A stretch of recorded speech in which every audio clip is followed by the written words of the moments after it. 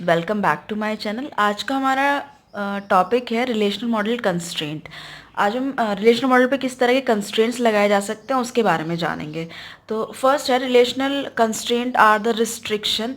Basically ये restriction, limitation और boundation होती है किसी भी रिलेशन के ऊपर, और ये किसी भी डेटा के करेक्टनेस को इंश्योर करती है डेटाबेस में। एक छोटे से एग्जांपल से जानने की कोशिश करते हैं। आपने ऑनलाइन कभी फॉर्म फिल किया होगा तो उसमें देखा होगा कि कोई फील्ड होती है, उन पे एस्ट्रिक बना होता है छोटा सा, कि तो उसमें क्या उन्होंने लिमिटेशन, बाउंडेशन लगाई हुई है कि इस फील्ड को तो आपको फिल करना ही करना है, आप इसके बिना सबमिट नहीं कर सकते हैं।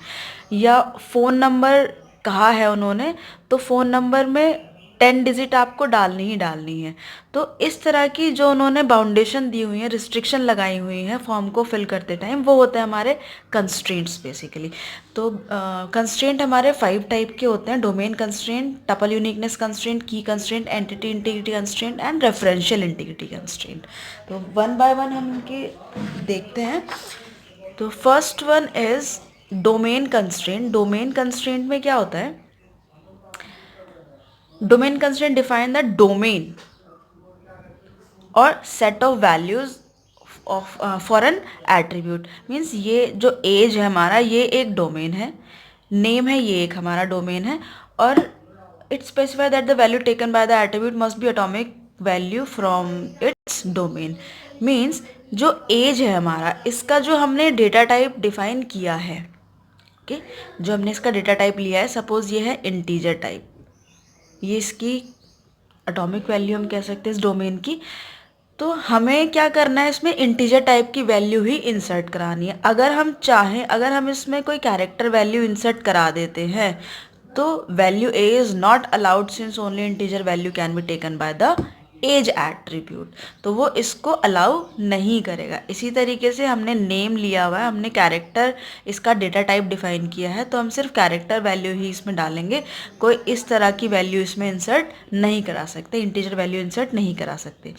और it specify the range of value. Suppose एक हमने लिया है कॉन्टैक्ट नंबर, और कॉन्टैक्ट नंबर में हमने डाल दिया कि 0 से 9 तक आपको इसमें डिजिट डालनी है, तो आप 8 डिजिट या 11 डिजिट इसमें नहीं डालेंगे। एक वैलिड फ़ोन नंबर 10 डिजिट का होता है, तो वही आपको इसमें इंसर्ट कराना है। या कहीं लिखा है कि 0 नहीं लगाना है आपको फ़ोन नंबर से पहले, तो वो एक कंस्ट्रेंट है। Okay, next is tuple uniqueness constraint. Tuple uniqueness constraint जैसे नाम से ही इसमें समझ में आ रहा होगा, टपल मीन्स हमारा एक रिकॉर्ड या रो, यूनिकनेस यूनिक होना चाहिए। तो जो हमारे रिलेशन है उसमें हर एक रिकॉर्ड या टपल यूनिक होना चाहिए, ऐसा कंस्ट्रेंट हम उन पे लगाते हैं। तो tuple uniqueness constraint specify that all the tuple must be necessarily unique in a relation. ये एग्जाम्पल 1 में रिलेशन है S001, इसमें जितने भी हमारे रिलेशन हैं वो सब यूनिक है। आईडी सबकी यूनिक है, नेम सबके यूनिक है। नेम भी चेंज मतलब सेम हो सकते हैं, क्लास में किसी बच्चे का नेम सेम हो सकता है, बट जो पूरा रिकॉर्ड है वो हमारा यूनिक होना चाहिए। लेकिन तो ये हमारा क्या है, टपल यूनिकनेस की कंडीशन को सेटिस्फाई कर रहा है। जबकि एग्जाम्पल 2 में क्या दिया है, ये स्टार्टिंग के जो 2 रिकॉर्ड हैं ये सेम है, तो ये क्या कर रहा है, ये टपल यूनिकनेस की कंडीशन को सेटिस्फाई नहीं कर रहा है, क्योंकि इसमें 2 रिकॉर्ड सेम है हमारे। नेक्स्ट इज की कंस्ट्रेंट। की कंस्ट्रेंट क्या कहता है, it specify any relation all the values of primary की मस्ट बी यूनिक। जो हमने एट्रीब्यूट प्राइमरी की बनाया उसकी सारी वैल्यू यूनिक होनी चाहिए, और जो प्राइमरी की है उसकी जो वैल्यू है वो नल नहीं होनी चाहिए। ओके, तो एक एग्जांपल से देखते हैं। यहाँ पे आईडी हमने प्राइमरी की बनाया हुआ है इसको, तो ये क्या कर रहा है, S001 इसने 2 रिकॉर्ड, ये जो प्राइमरी की है इसकी जो वैल्यू है वो सेम रखी हुई है।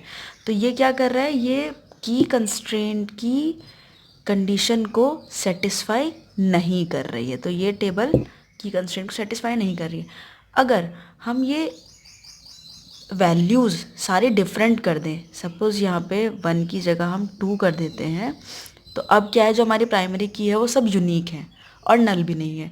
तो ये अब इस कंडीशन को सेटिस्फाई करे। अब इसको हम कह सकते हैं कि की कंस्ट्रेंट की वैल्यू को सेटिस्फाई कर रही है, जबकि सेम होने पे ये नहीं करेगी। Okay, next is entity integrity constraint.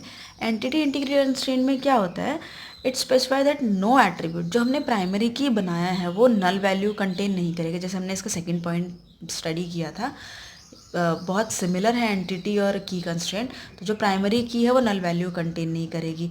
अगर ये नल वैल्यू कंटेन करती है तो ये इसकी यूनिकनेस की प्रॉपर्टी को वियोलेट करती है। ओके, अगर नल वैल्यू प्रेजेंस रहेंगी तो ये हमने एक रिलेशन लिया है, ये हमारा एंटिटी इंटीग्रिटी कंस्ट्रेंट की कंडीशन को वियोलेट करती है, क्योंकि ये जो हमने प्राइमरी की यहाँ बनाया है वो नल कंटेन किया है।